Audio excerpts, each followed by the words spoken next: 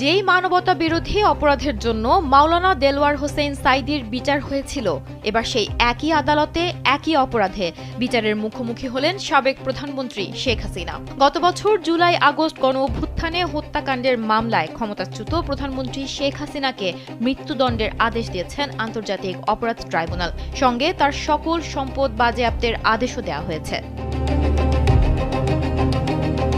2010 সালের 29 জুন স্বাধীনতা যুদ্ধে মানবতা বিরোধী অপরাধের দায়ে গ্রেপ্তার হয়েছিলেন মাওলানা দেলওয়ার হোসেন সাঈদী। শুরুতে তাকে ধর্মীয় অনুভূতিতে আঘাত হানার অভিযোগে গ্রেপ্তার করা হলেও পরে মানবতা বিরোধী অপরাধের মামলায় অভিযুক্ত করা হয়। পরে 2013 সালের 28 ফেব্রুয়ারি সাঈদীর বিরুদ্ধে মৃত্যুদণ্ডের রায় দেন আন্তর্জাতিক অপরাধ ট্রাইব্যুনাল। জীবন অবাক না করলে কে করবে? 28% মিল্ক ফ্যাটের অবাক করার সাথে ফ্রেশ মিল্ক পাউডার। জীবন অবাক করুক প্রতিদিন। পরে এই রায়ের বিরুদ্ধে আপিলের প্রেক্ষিতে আপিল বিভাগ সাঈদীর আমৃত্যু কারাদণ্ড প্রদান করেন।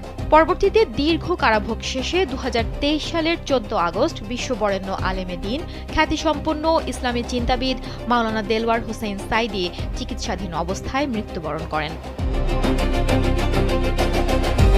তবে আন্তর্জাতিক অপরাধ ট্রাইব্যুনালে দেলওয়ার হোসেন সাঈদীকে যেদিন মৃত্যুদণ্ড দেয়া হয়, সেদিন তিনি কান্নাজড়িত কণ্ঠে বিচারকদের উদ্দেশ্যে বলেছিলেন, তিনি দেলওয়ার হোসেন সাঈদী 56,000 বর্গমাইলের এ বাংলাদেশের প্রতিটি জেলা উপজেলার আপামর জনগণের অতি পরিচিত মুখ তিনি। আল্লাহ সাক্ষী, তদন্ত কর্মকর্তা হেলালুদ্দিনের রচিত দেলওয়ার শিকদার তিনি নন। সাঈদী আরও বলেন, গণতন্ত্রের লেবাসধারী বর্তমান আওয়ামী লীগ সরকার রাজনৈতিক প্রতিহিংসাবশত যুদ্ধাপরাধের দায় চাপানোর মিশন নিয়ে তদন্ত কর্মকর্তা হেলালুদ্দিনকে তার বিরুদ্ধে লেলিয়ে দিয়েছে। মিথ্যাচার প্রতিষ্ঠায় স্বনামখ্যাত হেলালুদ্দিন তার বিরুদ্ধে 20টি জঘন্য মিথ্যা অভিযোগ এনে সরকারি ও দলীয় আদেশ অক্ষরে অক্ষরে পালন করতে গিয়ে তাকে হেয় প্রতিপন্ন করার জন্য তার নাম বিকৃত করেন। ব্যাপক জনপ্রিয় এই ইসলামী